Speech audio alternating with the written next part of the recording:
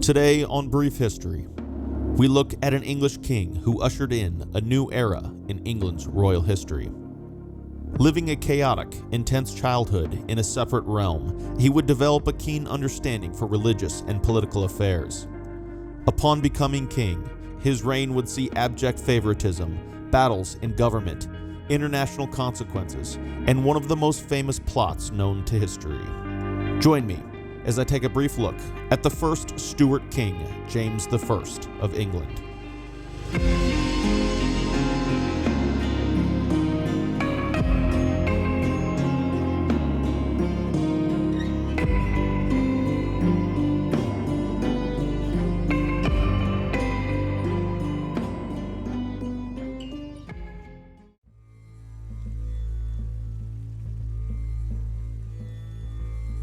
James was born on June 19, 1566, at Edinburgh Castle in Edinburgh, Scotland. His father was a man named Henry Stewart, Lord Darnley, and his mother was Mary Stewart, infamously known today as Mary, Queen of Scots. James' childhood would be a chaotic and interesting one, and he would be the only child between his parents for reasons we must touch on briefly before we fully get into James's story. What brought James's parents together was an intriguing sequence of events, for the most part in relation to the issue of succession to the English throne. The English monarch at the time of James's birth, Elizabeth I, was unmarried and had not designated an heir. This was problematic to many of her subjects who feared civil strife if she were to die without producing or designating an heir. Both James' mother and father had claims to the English throne, although his mother had by far one of the strongest claims. To understand this, we must go back to King Henry VII of England, the first Tudor king of England, and Elizabeth's grandfather. He and his wife, Elizabeth of York, produced 4 children that survived to adulthood: Arthur, who would die before he could inherit the English crown; Margaret, who we will discuss in more detail shortly; Henry, who would eventually become King Henry VIII of England; and Mary, who would become Queen of France for a time before being widowed and remarrying to a man named Charles Brandon, Duke of Suffolk. Henry VIII had 3 children from 3 separate wives: Mary, Elizabeth, and Edward, all 3 of which were to become English monarchs during their life. Mary and Elizabeth had initially been removed from the English succession upon being bastardized, but during the final years of Henry VIII's life, an act of succession was passed that reinstated them to the line of succession. Edward was to take over the English crown upon Henry VIII's death, and if he died without producing an heir, the throne would pass to Mary. If she died without producing an heir, the throne would pass to Elizabeth. However, this succession act also made provisions in the unlikely event, so they thought at the time, that none of Henry's children produced heirs.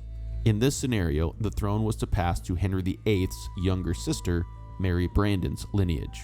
Those familiar with the reign of Edward VI or Mary I will know that this is where Lady Jane Grey enters the picture, as Edward VI attempted to prevent his half-sisters from inheriting the throne by bypassing them in favor of Mary Brandon's lineage.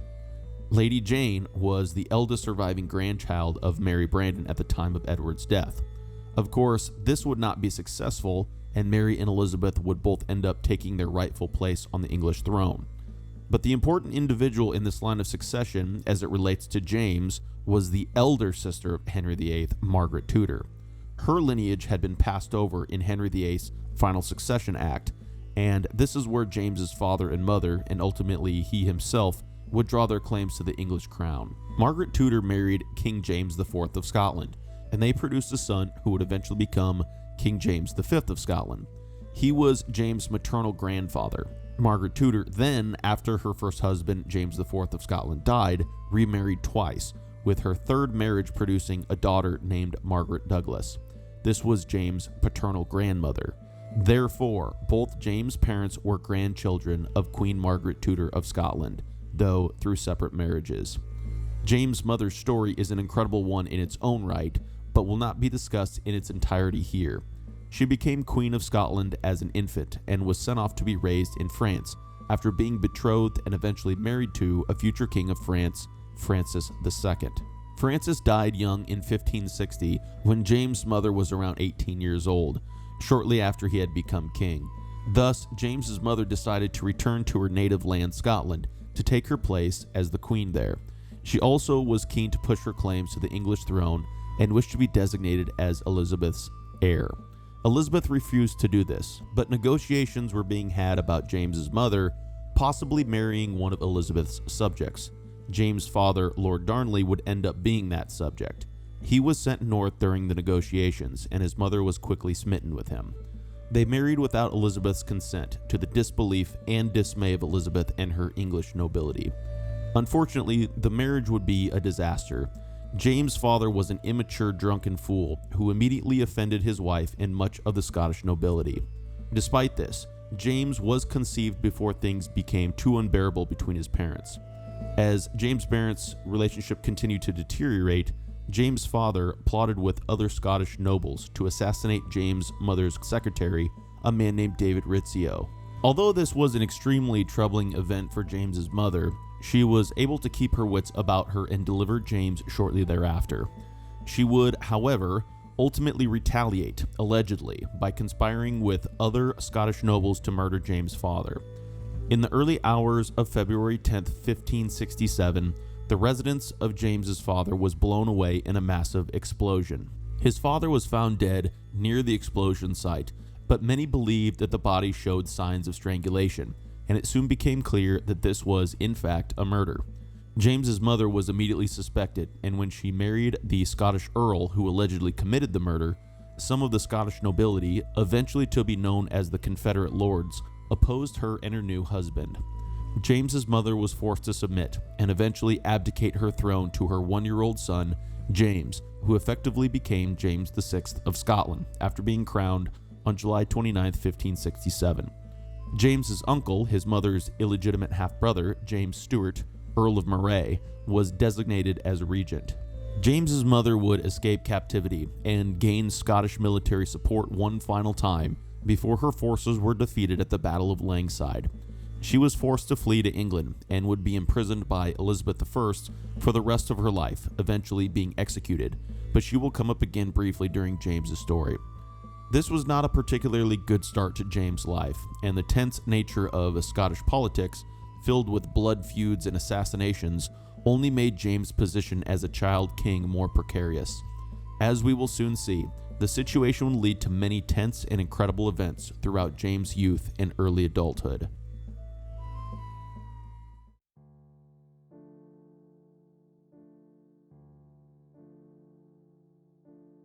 James's mother was a staunch Catholic, and despite him being baptized into the Roman Church, his coronation was a Protestant one, and the Scottish nobles that had control of and surrounded him were mostly firmly in the Protestant camp as well. Thus, James would be raised in the Protestant faith, but the first 10 years of his life would be particularly bloody and brutal with regard to Scottish affairs. The stronghold of Stirling Castle was chosen as James's home due to his strong defense capabilities, and the Earl of Mar, John Erskine, was made his governor.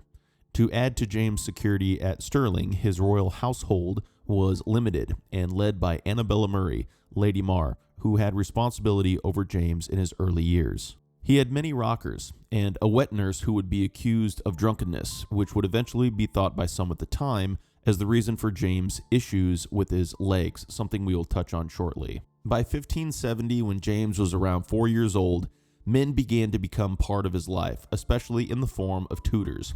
One of these tutors was a man named George Buchanan, who was keen to implement a strict form of disciplinary education on the young James. James was taught a classical humanist education with emphasis on language, which would include Greek, Latin, and French, history, politics, logic, rhetoric, composition, and math. He would also be taught much in religion. James would eventually develop a serious pride with regard to his knowledge and education, something he would attempt to put on full display in his adult life. Of course, with his Protestant upbringing from an early age, he was seen as a potential successor to Elizabeth I in England, but initially, Elizabeth refused to acknowledge James as the Scottish king while his mother lived. An interesting thing to note about James's upbringing is that his tutor, George Buchanan, was keen on promoting the idea that subjects had the right to rise up against a tyrannical or heretic ruler, and often forced upon James the notion that his mother was a vile, deviant woman whose Catholic faith made her detestable to all. Buchanan often physically disciplined James to get his point across, that is, that James was not above the law. James, as we will see later in his story, would not agree or follow this line of thinking in adulthood, and even in his youth, it was said that James resisted Buchanan's ideas of kingship. The household was kept small to prevent the chances of abduction. Yes, James' Catholic mother had fled the country, and Protestants were firmly in control of James, but fighting in Scotland continued. In January 1570, James' uncle, the regent James Stewart, Earl of Moray, was assassinated. Thus, James' grandfather, Matthew Stewart, Earl of Lennox, James' murdered father, Lord Darnley's father, became regent. Security was tightened, and James was forbidden to leave Stirling. However, despite the increased security, an assault from the opposing faction was eventually launched on the castle. The assault soon fell apart, and the attackers were easily repelled, but in their retreat, they were able to shoot the regent, the Earl of Lennox, in his stomach. The 5-year-old James watched as his bleeding grandfather was tended to, and indeed his grandfather would die from the wounds he sustained. After James' grandfather's death, his governor, John Erskine, Earl of Mar, was elected as regent. Unfortunately, in 1572, he became violently ill and also died. Rumors of poison, of course, abounded. The last regent that would take control in James' youth was a man named James Douglas, 4th Earl of Morton. The pacification of Perth soon followed in 1573, which saw the opposing faction finally acknowledge James as king. Regent Morton was harsh while in power, but of all the regents that James had lived under, Morton's regency was perhaps the most stable of all of them, and there was finally somewhat of a stable figurehead in Scotland for a couple of years. But issues soon arose in the Scottish Kirk, aka the Scottish Church. More radical Protestants returned from Geneva, the heart of Calvinism on the continent. They wished to do away with the episcopate, the idea that bishops were the leading figures of the church. Instead, they wished that a series of church courts could wield power, headed by something known as the General Assembly of the Kirk. This essentially was Presbyterianism. Opposition also began to arise against Regent Morton, and James, around 11 years old in 1577, was showing that he was no longer an uninterested child any longer. Morton, realizing that there was much opposition to him, resigned his office to James. James was encouraged to accept this resignation by Morton's enemies, and thus, at the age of 11 years old, James assumed his government. In March 1578, his acceptance was proclaimed, effectively ending Morton's regency. Morton, however, had different plans and was not actually willing to retire from his position so easily. After James' guardian, the Earl of Mar, John Erskine, died, his son, also named John Erskine, was too young to take over the role as keeper of Stirling Castle and James. Instead, his uncle, a man named Alexander Erskine of Gogar, was appointed as guardian of the new young Earl of Mar's estate until he came of age. This meant that Alexander would have control of Stirling, and thus James as well. However, the young Earl of Mar, as he aged, finally decided that he wished to take over his rightful place as keeper of Stirling in his role as Earl of Mar, and thus staged a sort of coup d'etat with the help of Morton. His uncle, Alexander Erskine, was ambushed at Stirling and removed from his position as keeper. Morton agreed that he would assist in this plan if he was again allowed to play a major part in government. After the plan was successful, Morton arrived at Stirling and requested to be made First Lord of the Council. Morton may have connived his way back into power, but James now began to look at him with suspicion. It is at this time that a new character entered the picture. By this time, the Scottish succession had come to the forefront, and James' father's family, the Stewarts, the Earl of Lennox, were the heirs.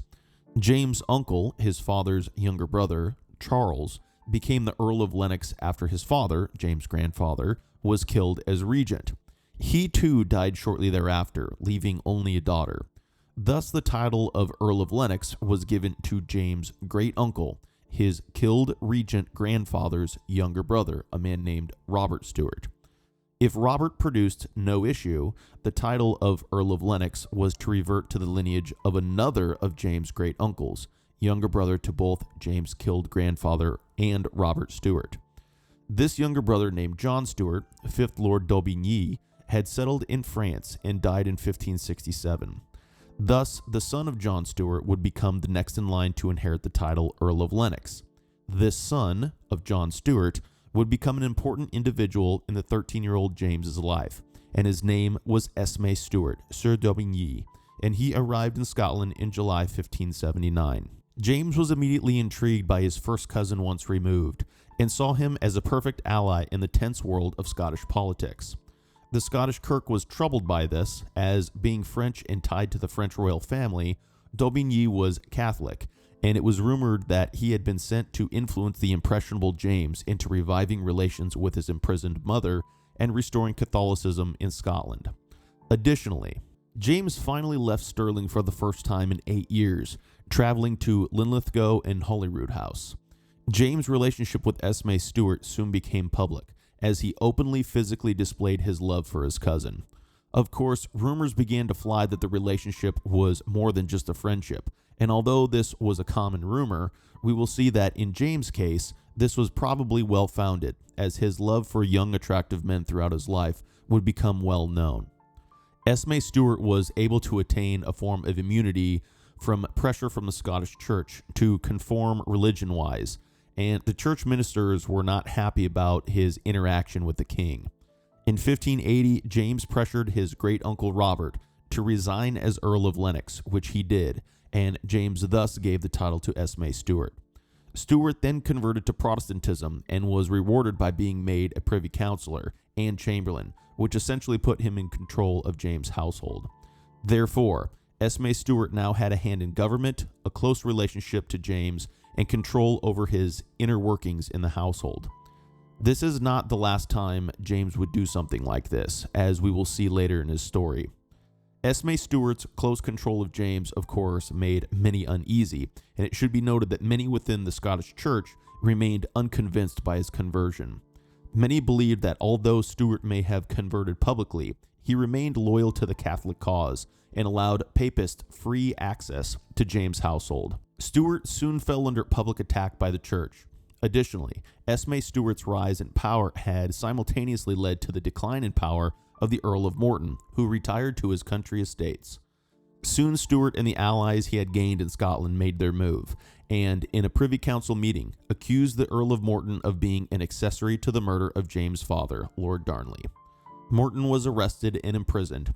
He would eventually be executed by an early version of the guillotine known as the Maiden. Esme Stewart's rise to prominence with James also had other effects on the young king that would be long-lasting. Much of the indoctrination attempted by James Tudor in youth, Buchanan, was countered, and not only did James start to embrace the idea of absolute power of a monarch, something that he and his lineage would be long remembered for, but he also began to change his attitude towards the Scottish Church. Relations with England also declined as a result of James' newfound favorite. Soon, James elevated Stewart from the Earl of Lennox to the Duke of Lennox, and it was not long before the newly elevated Duke was encouraging James to make contact with his imprisoned mother in England, which he did. In this correspondence with his mother, she suggested in 1581 an act of association in which she and him would both rule jointly over Scotland. But things took a dramatic turn at this stage. While James was away from Stewart hunting, one of his favorite pastimes, he was seized by a group of nobles who were opposed to Stewart and his faction. This group called themselves the Lords Enterprisers.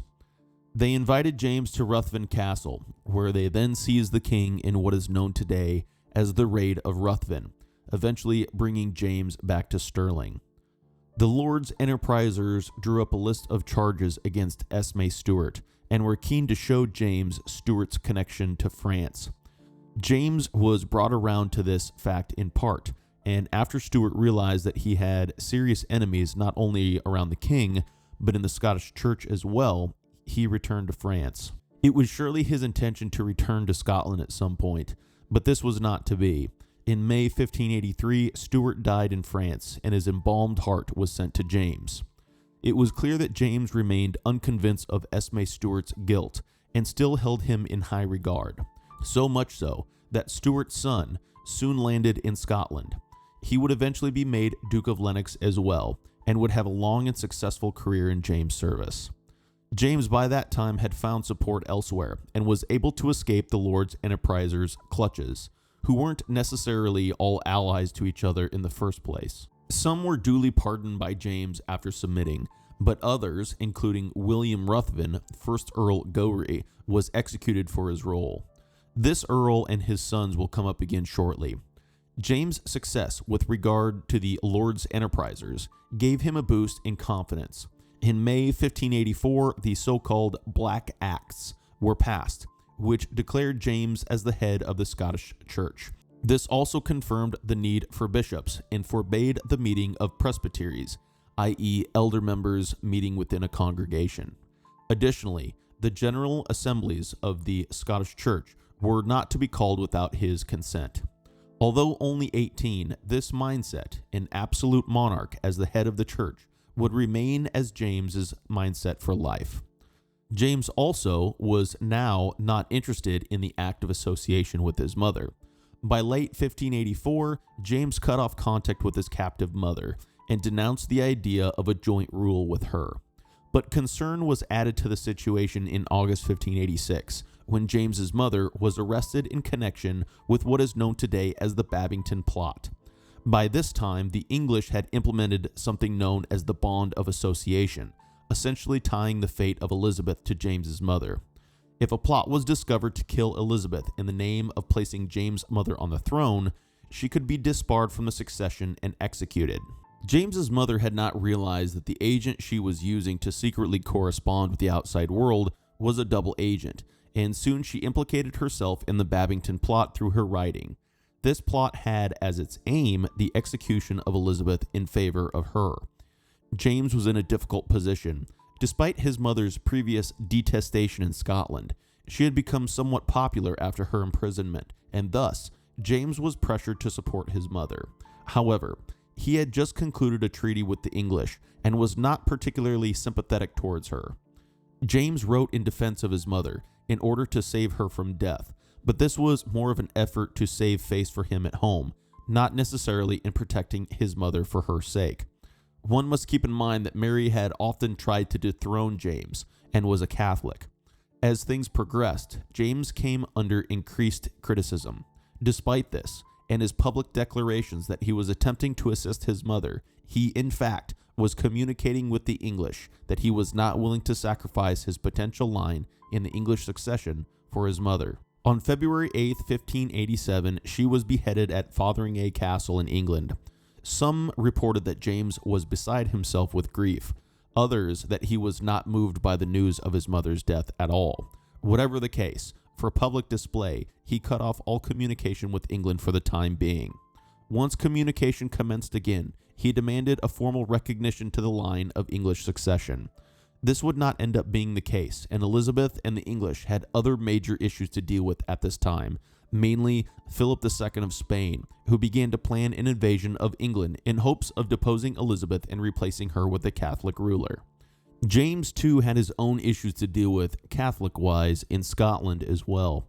Although his mother, who had been the figurehead for Catholic resistance in Scotland, was now gone, there still remained those supportive of the old faith, and they found a new figurehead in George Gordon, Earl of Huntly. James actually favored Huntly greatly, and despite the fact that Huntly converted to Protestantism, he remained a Catholic at heart. After the English defeat of the Spanish Armada in 1588, correspondence was presented to James by the English, which showed that Huntly had been in contact with and funded by the Spanish.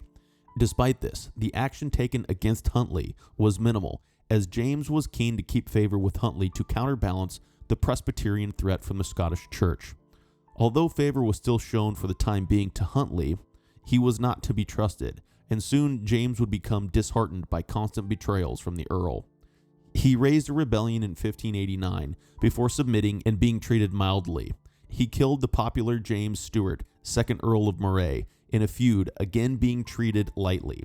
And finally, he was involved in what was known as the Spanish Blanks Plot, which essentially were blank pieces of paper signed by Huntly and his conspirators, which were to be used to write the plan of a joint Scottish and Spanish invasion of England.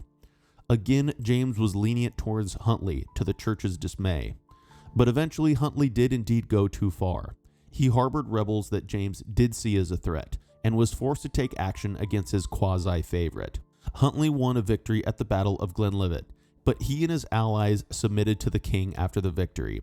He left the country, but soon returned and worked his way back into James' favor. James would end up making him Marquess in 1599, but Huntley would never have the same pull that he did previously. All this goes to show that James was keen in his time to keep faction alive in the pursuit of balancing potential threats to himself. Nevertheless, prior to much of Huntley's treachery in 1589, the 23-year-old king was keen on marrying, in part to quiet rumors of his sexuality and masculinity. Two courts were considered: the Protestant Huguenot court of Navarre, led by Henry of Navarre, the eventual Henry IV of France, and the Lutheran court of Denmark. In the end, the Danish camp was chosen, and negotiations were completed for the 14-year-old Anne of Denmark. The two were wed by proxy, and she soon set sail to Scotland. However, her fleet encountered great storms and were forced to return home. James, not to be deterred, decided that if his wife could not travel to him, he would travel to her. In October, he set sail from Leith, landing in Norway, before moving on to Oslo and eventually meeting and marrying Anne. In December, James and Anne headed to Denmark to spend time with Anne's family in the new castle of Kronborg. James would be remembered for his fondness of drink, and it would be here that James would presumably acquire that habit. He was in good company, as Anne's Danish family was notorious for their drinking. They drank the winter away until it was time for the couple to go back to Scotland in 1590. Anne was crowned, and the two began their Scottish life as a couple.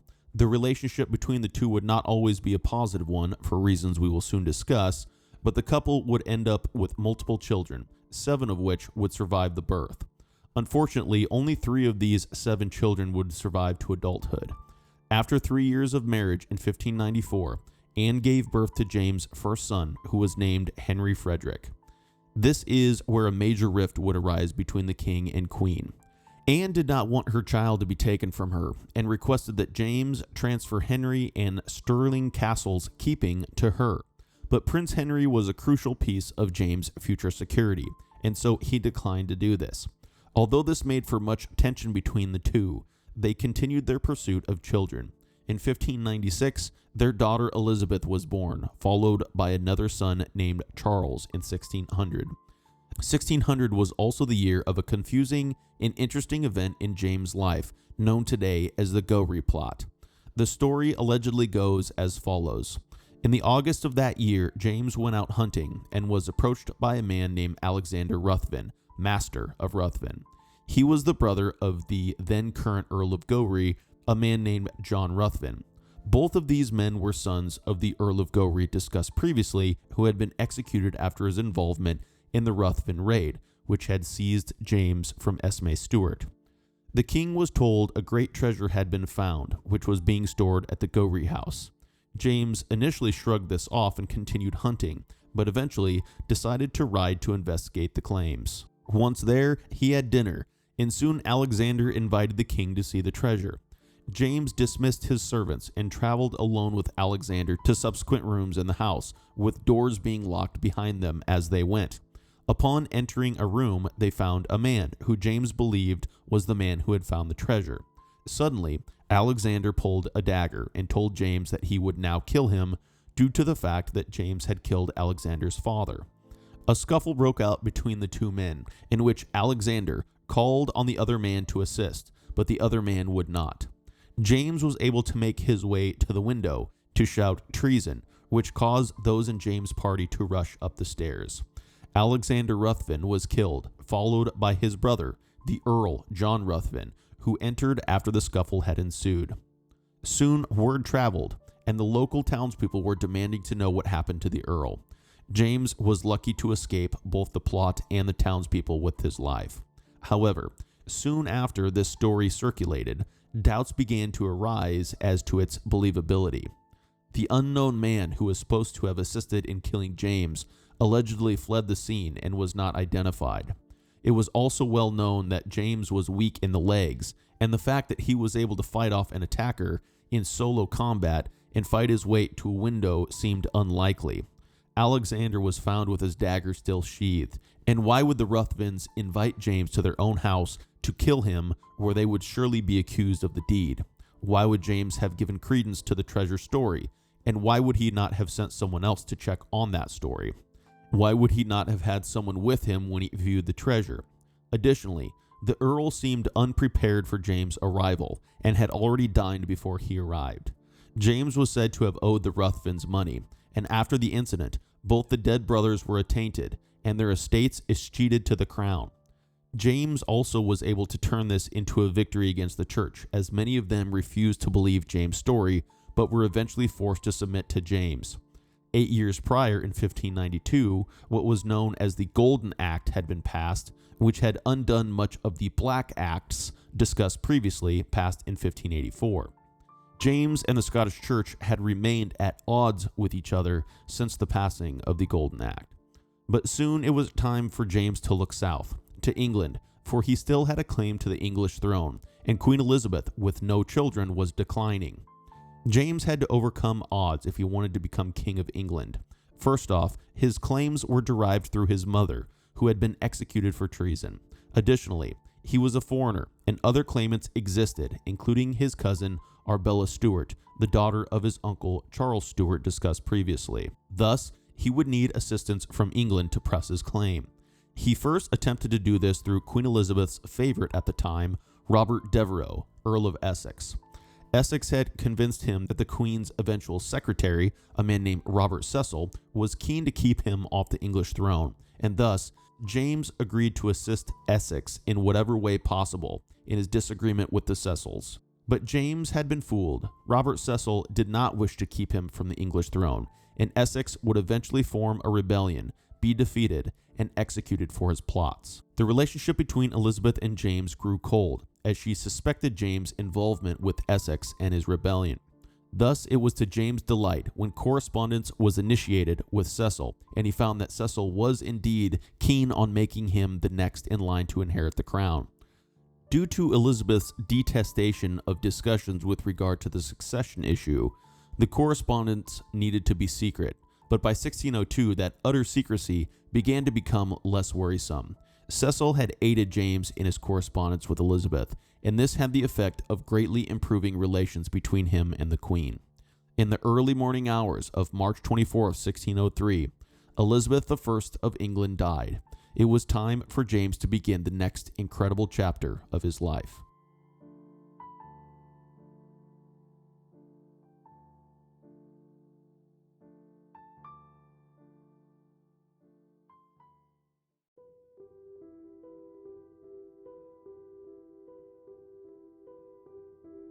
James was proclaimed king the same day Elizabeth died, and celebrations abounded through London.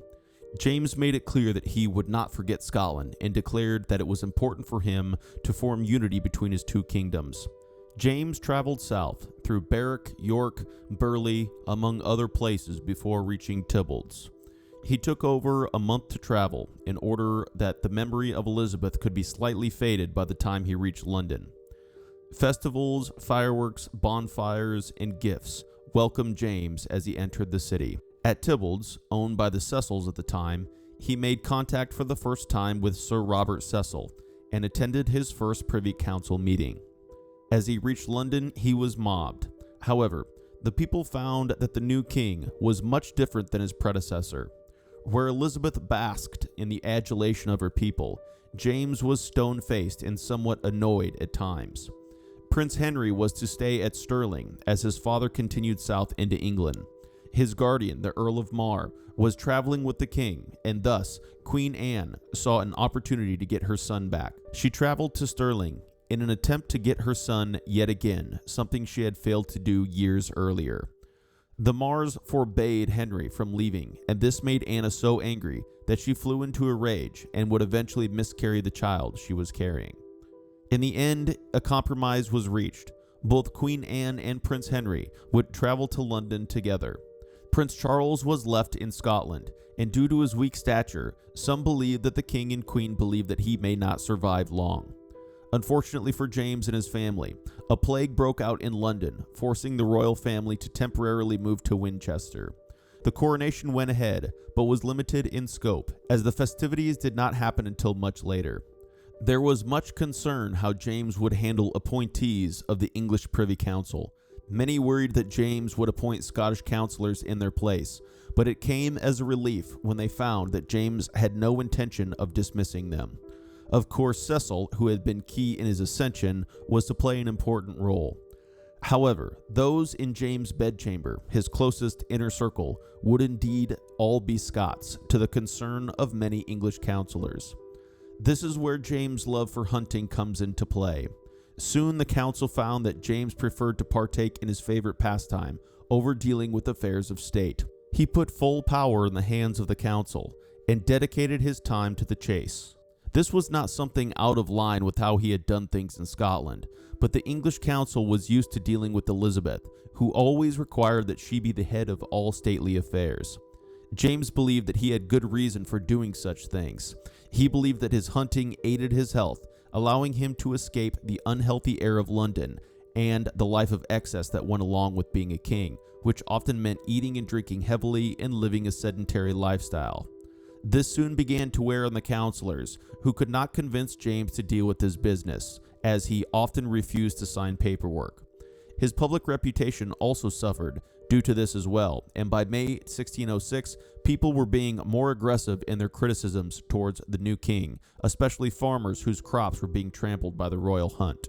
Eventually, complaints against his hunting became synonymous with his failure to rule properly. The Queen, on the other hand, took over Somerset House and renamed it Denmark House. It was here that an unofficial type of court began to flourish, where people disaffected by the king would flock. It would be a place where poets, playwrights, painters, musicians, and designers would find patronization. Interestingly, although James coming to the English throne marked the end of the so-called Elizabethan era and the beginning of the Jacobean era, the Jacobean title deriving directly from the Latin translation of James' name Jacobus, it has been argued that he was not particularly fond of or engaged in the changes that would be attributed to this era. In fact, his son Henry was looked at as more of a popular figure in this regard. Henry was showing to be much different than his father, engaging with loving crowds and steering clear of hunting for the most part. He also, unlike his father, was athletically gifted and pious, in stark contrast to his father in these regards. It was not long before James and his counselors began to become concerned about Henry's popularity, as many looked at Henry as the future of England. But issues were to continue to find their way to the new king. Religion, as was the case for Elizabeth before him, would be a serious problem for James. Although to James the English church seemed to be in a perfect position for him, having the sovereign, i.e. him, being the supreme governor of the English church, much infighting still existed within the church, and this would prove to be a problem. Before James had even reached London, he had been presented with the millenary petition by the Puritan ministers. This petition requested salvation from the oppressions and overall unhappy situations that they had found themselves in during Elizabeth's reign. They wished to see further reformation of the English church in an attempt to move further away from the Catholic practices and tendencies. They also, importantly, called for a meeting between the Puritan and Anglican leaders. Although the Puritans thought James could be the king that they could count on to further their cause, they would be mistaken. James tended towards conservatism and was attracted to a more Anglo-Catholic style of religion than Anglo-Puritan. Yes, he was a Protestant, but he certainly did not agree with the Calvinist, i.e. more radical Protestant ideals, which many Puritans in England were partial to. Additionally, his experiences with the Scottish Church reinforced this, as in England he had bishops in place that recognized his church supremacy, in stark contrast to his experiences in Scotland. He continued to grow suspicious of the Puritans and eventually issued a proclamation prohibiting religious petitions in response. Although James largely disregarded the millenary petition, he was keen on one aspect of it, a meeting between Puritan and Anglican leaders. In January 1604, the Hampton Court Conference convened, where James was free to attempt to show off his learnedness in defense of the English Church. Some things were agreed on both sides, and James was particularly interested in a suggestion that there should be a new English translation of the Bible. There were already English Bibles that were circulating on both sides, and James believed that he had not yet seen a Bible that was properly translated into English. Thus, 54 translators began to work in 1604 on the quote-unquote authorized version of the Bible, which would become known to history as the King James Bible, although this was not published until 1611. The Hampton Court Conference, unfortunately for the Puritans, demonstrated that James would be the opposite of what they had hoped, and soon Puritan ministers were being targeted and deprived of their offices. It should be noted that some separatist Puritans would leave England for the continent around 1607, but after finding difficulty there as well, due in part to culture, they decided to try their luck elsewhere, specifically the New World. They would sail to America in 1620 and are known today as the Pilgrims. Taking a loss at the Hampton Court Conference, the Puritans soon realized that Parliament would be where they would have to attempt to implement their change. Where James was able to find some satisfaction in religious affairs in England, in Parliament he would be much disappointed. James's experiences in the Scottish Parliament led him to believe that he would have much more pull than he would in England. He expected Parliament to be an extension of his wishes, and believed that he would control the English Parliament in the way that he had controlled the Scottish Parliament. The English Parliament found this reprehensible, as they had by this time developed quite a serious reputation. Elizabeth had dreaded calling Parliament, and had engaged in battles with them over the years, especially with the Commons. Those in Parliament expected to be able to air their grievances, and expected concessions from the monarch. James, of course, saw this as a slight on his absolute power as a king. The Commons had other ideas, and unsurprisingly, the king and the Commons clashed, James addressing the Commons in a way no one had in many years. James's coming to the English throne had brought the two crowns of Scotland and England in union. James wished to implement this union officially in Parliament, hoping to create uniformity in laws and customs to be declared as King of Great Britain. The Commons hesitated, as they did not wish to do away with the ancient name of England and feared that this would have an effect on the laws of the kingdom, and thus James did not have his way. James attempted to sidestep this and went as far as creating a common coinage, designing a new flag, and having himself proclaimed King of Great Britain, France, and Ireland in October 1604. However, Parliament would eventually make it clear that they would not accept this, and the Commons continually argued that in order for this to become a reality, a quote-unquote perfect union would need to be implemented in which there was one legal system and one parliament. James believed that this would naturally happen over time, and that he himself was the true union between the realms. The Commons would not submit, and thus James suffered his first defeat at the hands of Parliament.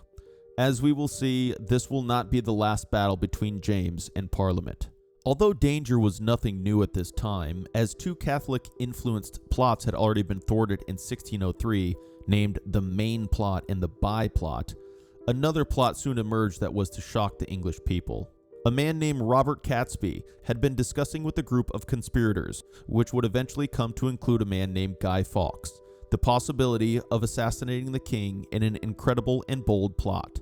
They would accomplish this by renting a house adjacent to the Parliament House at Westminster and dig a tunnel under it in order to plant gunpowder barrels to be detonated when Parliament was in session. Once they began digging, they realized that the house next door had a cellar that ran under the Parliament building and rented that one as well. 20 barrels of gunpowder was moved underneath and was covered by iron bars and bundles of sticks. They hoped that not only would this take out James and many members of Parliament, but also the Queen and Prince Henry. Additionally, the conspirators planned to abduct Princess Elizabeth and Prince Charles as well. Unfortunately for the conspirators, the complexity of the plot meant that more people had to be brought on board, and with this, the chances of the plan leaking increased. In the end, this is indeed what happened, as one of the conspirators tipped off a family member who would be taking his place in Parliament. The king was notified after returning from a hunting trip, and it was agreed that the search of the crowns would not commence until the night before Parliament was supposed to meet in order to allow the plot to mature. Late on November 4th, Guy Fawkes was discovered guarding the gunpowder barrels in the cellar of the adjacent house. Soon the other conspirators realized that they must flee, and it was said that they attempted to take control of Princess Elizabeth, but they were too late. She had already been moved by the time the plotters arrived. They retreated to a house in Staffordshire, where they were found and many killed on the spot. Others were taken to London to be put on trial with Fawkes, and ultimately would be executed. This event would be long remembered in England, and indeed is still celebrated in modern times, with bonfires and fireworks being lit on the anniversary of the event each year. Guy Fawkes' face has also become synonymous with many a rebellious spirit in the modern day. Upon interrogation, Fawkes confessed that religion was the motivator behind the plot and that he and his conspirators were Roman Catholic. Thus, Parliament passed the Popish Recusants Act of 1605, aimed at Catholics, which included an oath of allegiance to accept James as king and denied the power of the Pope to depose him. Many Catholic laymen simply took the oath, but many priests refused it and were banished. Of course, Pope Paul V denounced the oath and claimed that English Catholics could not take the oath. A war of writing commenced between James and Rome, as James was keen on showing off his perceived learnedness and education yet again. Unfortunately for James, he was in over his head, and many dismissed his writings. James was finding more opposition in areas of his realms that he did not expect, but his trials were far from over, and unfortunately, his dynasty was soon to suffer a great loss.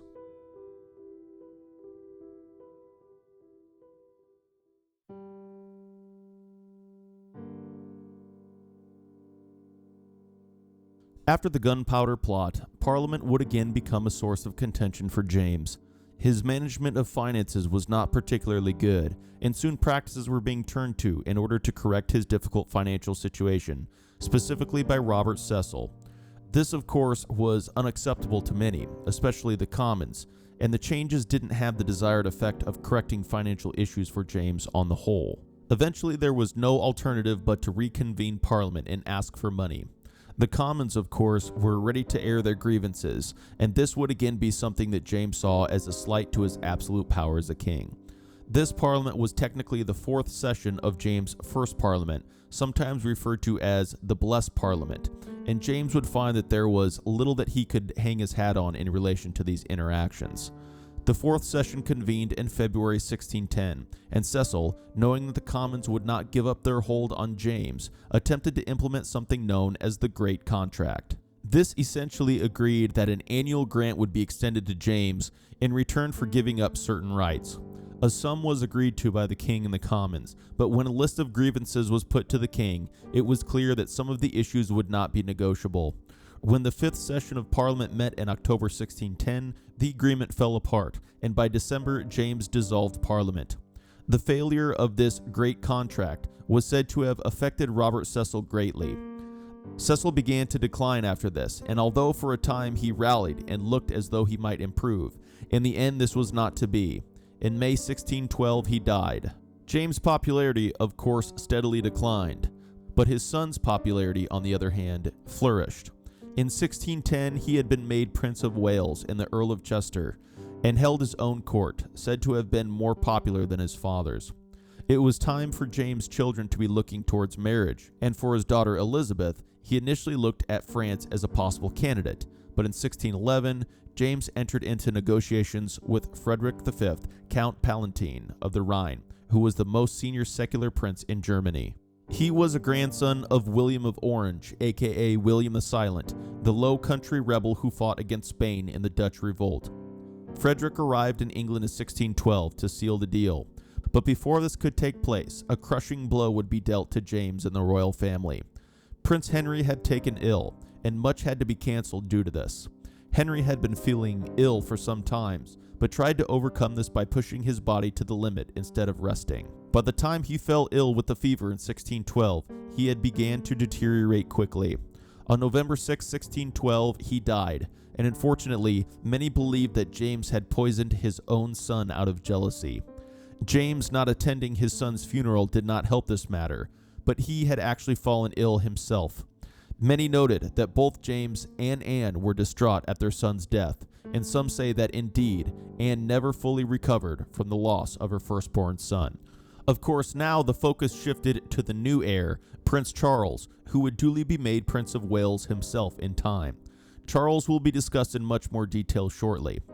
In December 1612, Frederick and Princess Elizabeth were formally contracted and married in February 1613. They departed back to Frederick's lands, but this couple would come back up in a major way, both during the reign of James and decades later.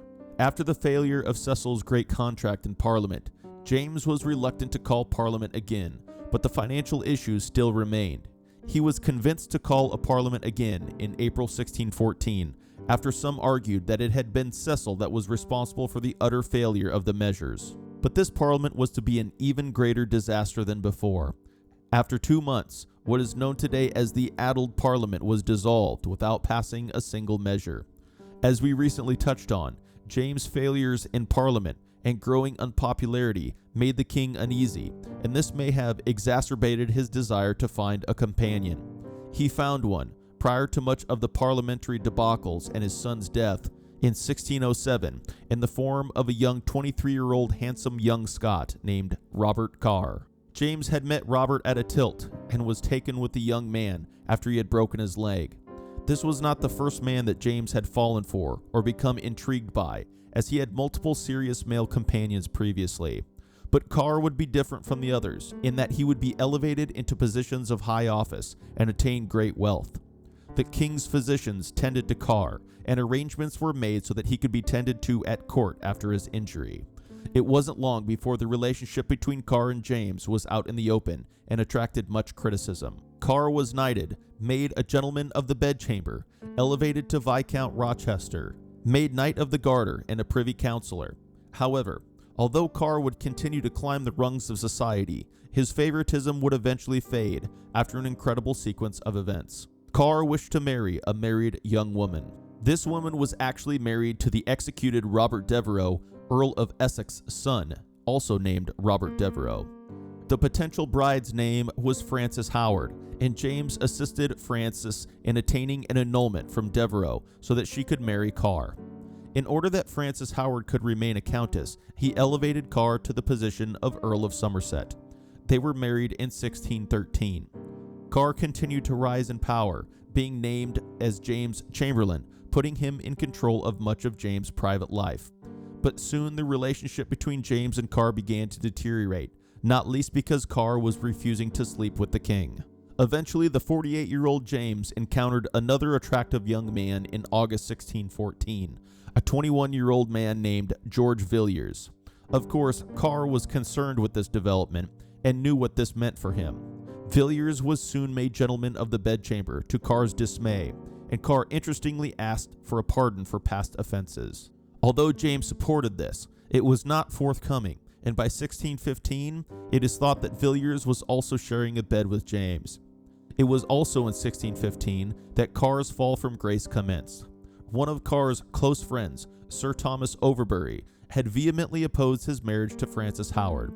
When Overbury declined James' offer to be sent on an assignment abroad, James had him thrown into prison at the Tower, where he soon died. It turned out that his death was not an accident, and that Carr and Frances Howard had conspired and poisoned him. Carr was not able to plead his case well, and in the end was found guilty of the crime. He was sentenced to death, but due to the fact that he had not divulged any secrets about the king, he and his wife would eventually be pardoned and allowed to return to their lives. But this spelled the end of Carr's influence over James. Of course, now all the attention was turned to James' new favorite, George Villiers. He was elevated as Carr had been, being made Master of the Horse and appointed to the Order of the Garter. Initially, Villiers and Prince Charles butted heads, but they soon reconciled and became friends. The three of them, James, Charles, and Villiers, became a close trio. Soon Villiers was elevated to the earldom of Buckingham in 1617 and became a member of the Privy Council. Around this time, James traveled back to his homeland of Scotland for the first time in 14 years in an attempt to force the Scottish Church to fall in line with the English Church via something known as the 5 Articles of Perth. He allowed the Church to be the ones to pass the Articles via their General Assembly and left Scotland for the final time. But once the General Assembly met, they dragged their feet in the matters. Therefore, James implemented punitive measures that convinced the Church to finally approve the measure, although to what degree these articles were enforced is another topic. But when James returned to England, he turned his attention to international relations, which would prove to be contentious and dramatic in their own right.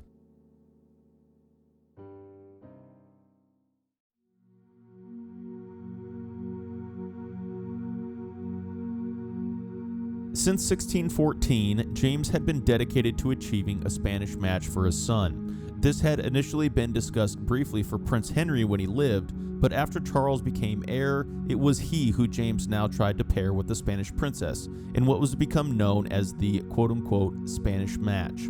The princess in question was Maria Anna of Spain, daughter of Philip III of Spain. Initial negotiations were unfruitful, as the demands put forth by the Spanish were unrealistic. However, James did not discount the match altogether, but issues with his daughter would add a twist to the situation.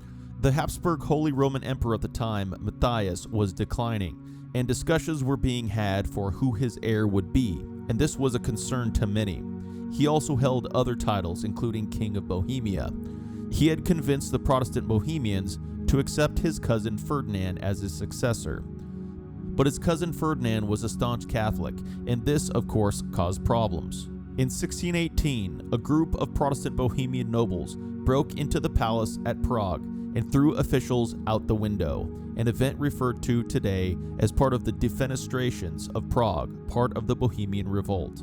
This would be an early event in what is known today as the 30 Years' War, a particularly bloody conflict. The person who the Protestant Bohemians turned to was none other than James' son-in-law, Frederick V of the Palatinate. Although one would expect James to side with his son-in-law and daughter, this was far from the case. He urged caution in the matter. But it was too late. Frederick accepted the Bohemian throne, and he and Elizabeth entered Prague in 1619. Anti-Spanish sentiment was rising as well. James' favorite, George Villiers, by now Marquis Buckingham and eventually Duke of Buckingham, was on board with defending James's son-in-law. But of course, as Elizabeth I had done in her time as queen, James showed reluctance to help his son-in-law and was angry that a king could simply be thrown out and replaced by his subjects, despite the fact that in this case it would be to his benefit. To add to this issue, Queen Anne died in 1619 as well, and James was unable to attend her funeral, again due to sickness. The news of her death caused him great despair, and the sickness was a serious one, as he was forced to endure the passing of kidney stones and vomiting, among other difficult symptoms. He soon began to recover, but by this time, some had begun to comment on a potential decline in his mental state. James now found himself in a conundrum. The Catholic powers that be, including Spain, were dedicated to assisting Ferdinand in taking back Bohemia, and James did not want to upset Spain for fear that the marriage negotiations would fall apart. However, he was surrounded by anti-Spanish and anti-Catholic subjects who wanted nothing to do with Spain and wished to assist James' Protestant daughter and son-in-law in Bohemia. Soon, a Spanish army invaded the Palatinate. In reality, Spain was playing a double game and was, in part, simply hoping to keep James from assisting in the area. Although James finally was convinced of their duplicity, the Spanish ambassador was able to sweet-talk him back into unsureness. As James continued to give credence to the Spanish excuses, so too his unpopularity grew amongst his anti-Spanish subjects. On November 8, 1620, the Bohemian defeat at the Battle of White Mountain caused James' daughter and son-in-law to flee Prague after a very short time in power. The English, James included, were distraught at this development. In January 1621, James called a parliament and finally declared a willingness to deal with the Commons' grievances. James asked for subsidies from Parliament and declared that military intervention would take place if his attempts to mediate failed. James' son-in-law would eventually invade the Upper Palatinate to reclaim his place. Military preparations began in England, but when Parliament was called into session, James and Villiers left London. Parliament, in James' absence, framed petitions which included Charles marrying a Protestant wife. When James heard about this, he was furious, as was the Spanish ambassador. James wanted to dissolve Parliament, but if this happened, no money would be granted. But if Parliament remained in session, Spanish negotiations could not continue. After 10 days, James did indeed dissolve Parliament. By 1620, Philip III died, and negotiations continued with his son, Philip IV, who was the sister of the Spanish princess in question. Prince Charles now entered the picture in a major way. He wished to quickly further the Spanish negotiations, and so concocted a plan that he would secretly travel to Spain himself in order to see the negotiations through. Villiers was won to Charles's cause, and they together convinced James to agree to the plan. In February 1623, the plan was put into action, and although the pair did a poor job of concealing their identity, they did make their way to Madrid safely. Negotiations started off well enough, but soon they were dragging on over an array of issues, including a papal dispensation and conditions to the marriage. Villiers drove a hard bargain, somewhat to the annoyance of Prince Charles. Discussions about ending aggressive actions towards his sister and brother-in-law came to nothing. Eventually, articles were sent to and agreed by James and the Privy Council, despite their unappealing nature. In August 1623, Charles and Philip IV swore to the articles of the marriage treaty. Charles and Villiers then began their trip back home, and upon reaching London, they found celebrations for the marriage had already begun. In reality, Charles was not happy with the arrangement, and soon he and Villiers were convinced that war was the future with Spain. James, of course, disagreed with this notion, but James was declining. He became ill and moved to other areas, including Tybalt with Villiers. Charles, in his absence, continued to grow in his position, and it was becoming clear that the prince was slowly taking the reins from his father. He began to chair Privy Council meetings while James remained in the country with Villiers. James was forced to give way to his son and favorite's anti-Spanish ways, and reluctantly called a parliament in 1624.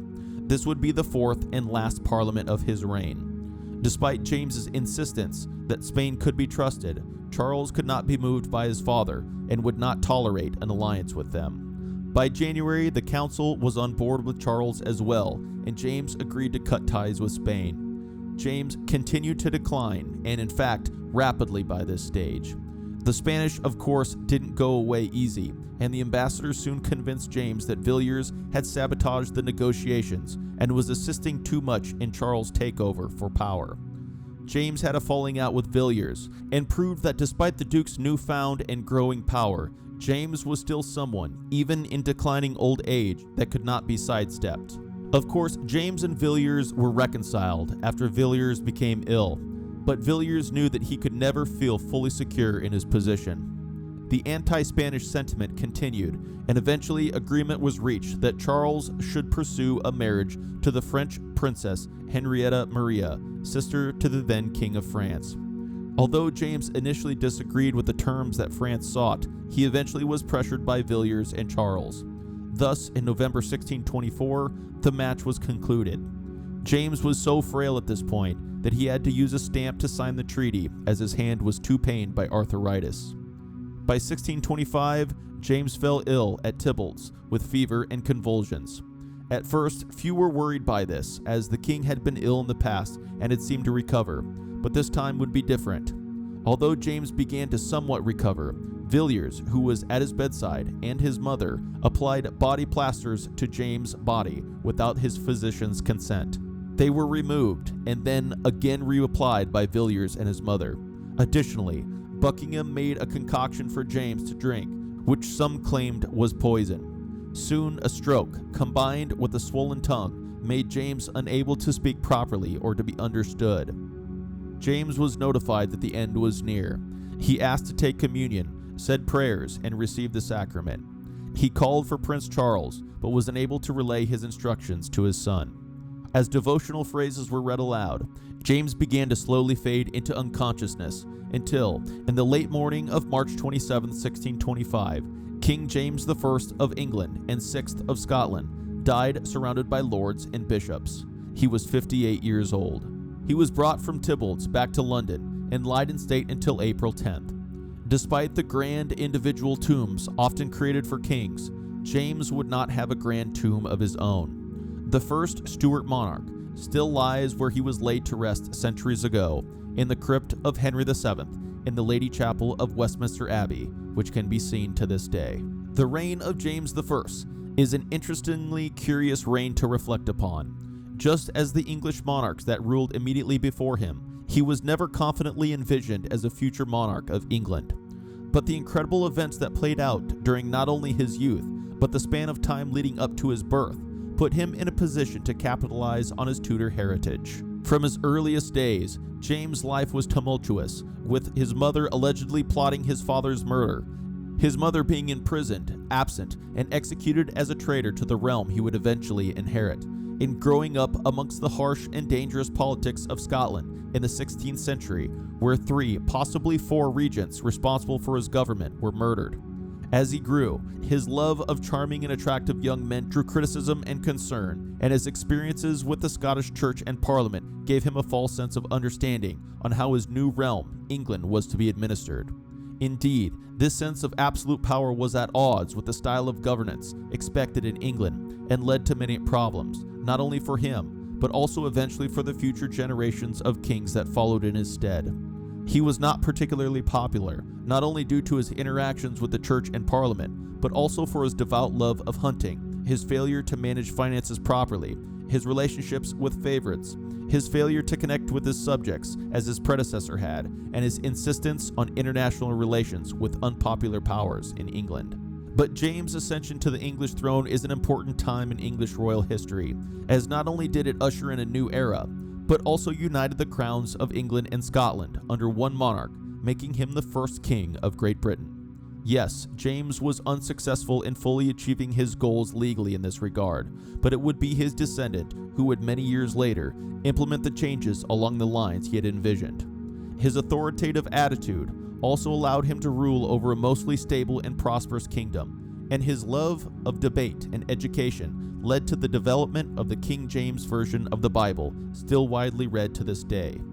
James' life and story is often overshadowed in part by his son's tumultuous and chaotic reign, but James remains as an incredibly interesting king of England, whose unlikely ascension to the England crown turned the monarchy down a new path of Stewart rule in England.